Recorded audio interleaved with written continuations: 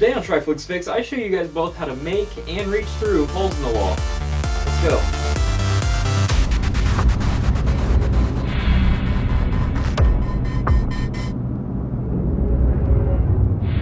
What is up, guys? Welcome to another episode of Triflix Fix. I'm Tristan Watkins, and this is the show where we answer all of you guys' questions and do the DIY and tutorial side of the stuff we demonstrated on our Friday episodes. Last episode, we shot a hole in the roof. Nothing. So today we are going to be making holes and then reaching through them. Also, guys, in the description of this video is an index with timestamps. You can select those timestamps and it'll take you to specific points in the video, and that is there for your convenience. But without further ado, let's go.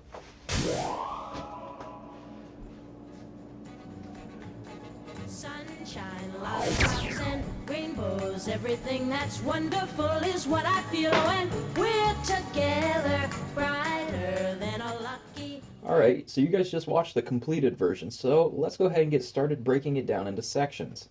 We'll go ahead and clip right over in the middle, and you can see myself standing in front of a closed fridge. Now, that's not actually what's going on in the scene. We're going to go ahead and disable some clips on top. We're going to go ahead and disable this one as well. You can see that I'm actually, in an unedited footage, I'm actually standing in front of an open fridge. And that's why, whenever I reach through, and I go to grab the pickles, I'm actually grabbing the pickles, and I'm able to walk away like nothing happened. But you're probably wondering, well, how do I actually reach through the fridge then? How did you put that wall up? Now to do that, all we're going to do is we're going to enable this clip. And this is a still image we took before we started shooting. And you want to make sure your camera doesn't move at all between this shot and the shot below. Now, once you have that up, this is a trick that I use quite often. It's called masking, and many of our tutorial videos have already demonstrated how to do this, but in case you don't remember, and you are by chance using Final Cut, you can just go into your Effects tab, go to Masks, drag and drop the Draw Mask function on top of your clip, and once you do, you will have different mask options. And you can keyframe them so the points you make once you mask will move throughout the shot. So we're going to go ahead and turn on one of our masks that we applied to this clip. And you can see it's got my hand. And this is tedious, very, very tedious, but it is necessary. As I scrubbed through this clip, you can see right around in here, I added many different points. And the reason for that is my hand's going to have to cover them. So we're just going to go ahead and scrub on through. And you can see each time one of these points moved, I had to come over and click the control points and click control, and you'll see each one of these has an XY coordinate for the control points. So as I go through from one frame to the next, you can see each control point move. We'll go ahead and zoom in so you guys get a better idea of what that is. So you can see that we rounded the feature, and as we play through, it stays pretty close to my hand. But if you watched earlier on the finished clip and noticed some edging around the outside, that is known to happen. But of course I do these episodes in 1 to 2 days, and I just didn't have the time to go through and finesse the entire thing, but I made it look good enough. So we're just going to go ahead and scrub through, and you can see a little bit of motion blur there. And the hand comes out. We're going to go and finish playing through, and then the hand comes back in, reaches through, and we're just going to come back out with the pickles. So it's a really simple technique. We can go back through and break that down a little bit slower. Frame by frame, pulling out the pickles. And now the hand will come back in just a little bit as we rotate, and you're able to walk away. We'll zoom back out. So it's a really simple technique, and if you're just wanting to grab through the wall or punch through the wall, this is a very easy way to do it. But of course, we're wanting to actually reach through a hole we made in the wall, not just phase through it. So in order to do that, we're going to go ahead and turn on our other mask. Boom! Now we have a hole in the wall. So as we reach through, the hand goes through, right through this giant hole we made. And boom, you can see the pickles. And we pull it right back out. But of course in our shot we didn't want such a simple object. We didn't want a simple circle made by our laser. We wanted some rough edges. So we go online and we find this neat shape. It's a white background with some gray cracks. Originally our footage looked like this. It was really white, but we wanted to drop that colorize on top of our footage. Once we drop that colorize, we can go ahead and enable that effect. And this is what we wanted to change it to. And in order to change it, we would have went to intensity, drop that down. You could have gone through the personal settings ahead, but what we're going to do is we're going to hit the eyedropper. We're going to go over a color that makes up a majority of our background here. We're going to select that. And once you have that selected, you'll see it's taken up this remap black 2 color, and that would be the color we just selected. Now we can go down to the remap to the new color. We're going to go down and hit the eyedropper again, and we're going to select the color of the fridge. And by doing this, we can play with the intensity levels until we get a nice color. So now that we know our white background matches our fridge, we can go ahead and draw the mask. But of course we don't want a basic shape, you want to turn up the feathering on it. As you can see here, we have the feathering up all the way versus 50% just doesn't look right. The edges are really sharp and it just doesn't blend very well. So we're going to go ahead and turn that up all the way. Now one point I want to make is right here you can actually see the corner of the pink page. If I were to recreate this effect, I would use a clear background because it just doesn't sell the effect to the extent I was wanting. And always consider what your background is before you start throwing holes in them. So we're going to go ahead and scrub through again, and one thing you want to make sure is right when the laser effect would hit the wall, that's when you want your hole to pop up. So we're going to go ahead, and we know how the masking works around the hand, so we understand that the hand is actually moving through the layer, reaching into the fridge, but oh wait, we have this feather effect right here. How do we get rid of that? Well, the way we get rid of that is we can go back. We're going to add another mask. So again, you're going to have to go through the control points on this one, and you're going to have to keyframe it. So as we scrub through again, we can see where it starts to come through right here. This is where the keyframing begins. And we can go right on through that feathering effect we added earlier that was originally covering our arm. We can reach all the way to the back of the fridge, not worrying about it. And as you can see, our keyframe points are moving all over the place. This was a very extensive shot.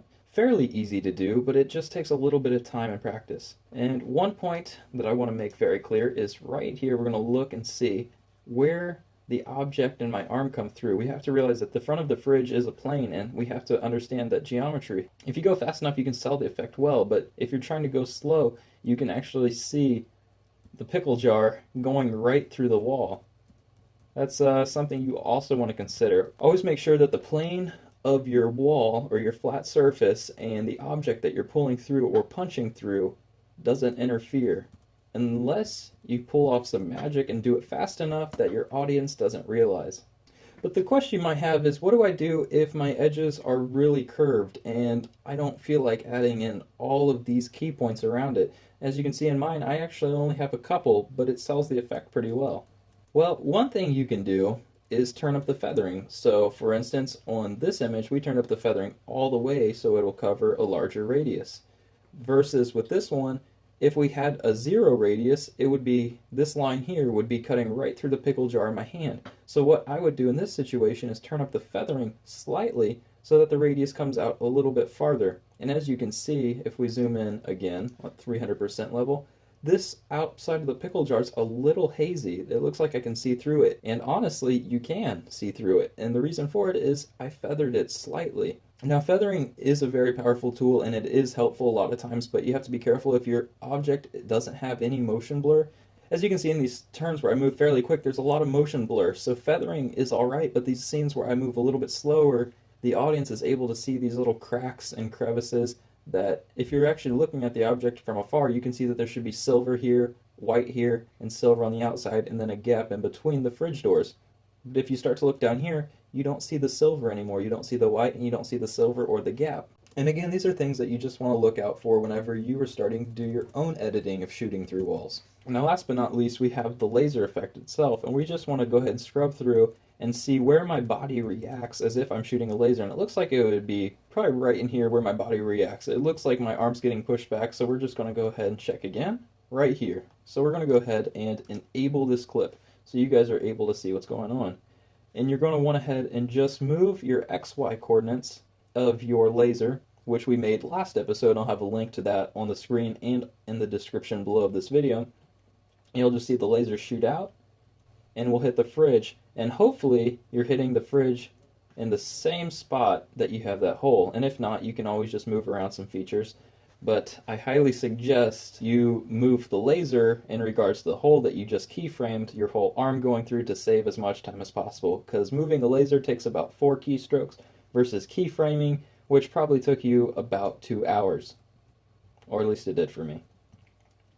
So we have this laser shooting out of what looks to be the wristband, or at least in the same location, but it doesn't sell very well, mainly because it looks like the laser's coming out the backside of my wrist, which doesn't make sense. So to fix that, we're going to add, yet again, another mask.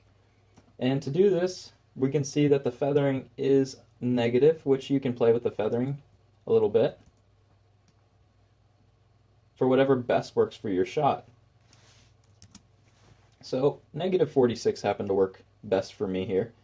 And you can see how my arm is moving throughout the scene. I went ahead and keyframed the whole thing. So we're going to go ahead and make the mask invisible for the moment so you guys can get a better idea of how this really sells the effect. So right here, you can see that the laser is already starting to come through, and you can see it through the bottom of my wrist, which doesn't sell the effect very well, but because of how fast this scene's playing out, as a viewer, you probably didn't notice this in the completed sketch. Boom, there we go. One of the more stylistic parts of this is you want your laser to follow where your gun tip is at, or in this case, the wristband shooting the laser is at. So, as we scrub through, you can see the origin of it is moving with the wristband. You can see it's above, and by doing this, you can actually go through the keyframe options like we did with the mask in the previous episodes, but we'll just keyframe the XY positions, and look over here and notice how the XY positions are changing throughout the scene. It's fairly simple. Another thing I want to point out, again, which is stylistic, is the opacity drop. This is something we showed in How to Make the Laser video, which again I will have in the description below. So as you can see, the laser is just going to shoot out of my wrist, hit the fridge in the general location, and there you go. An area that I think I messed up is when the laser hits the fridge and the laser disappears right here on this empty frame. If I could redo this, and I suppose I still can, I would just bump this over so that the hole is appearing on the screen. It looks pretty good. It looks pretty sellable.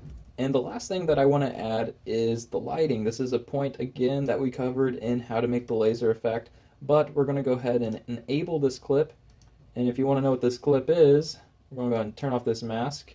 It is just a very large black screen that I recolored to be yellow, and then I turned down the opacity of it slightly and set the blend mode to add.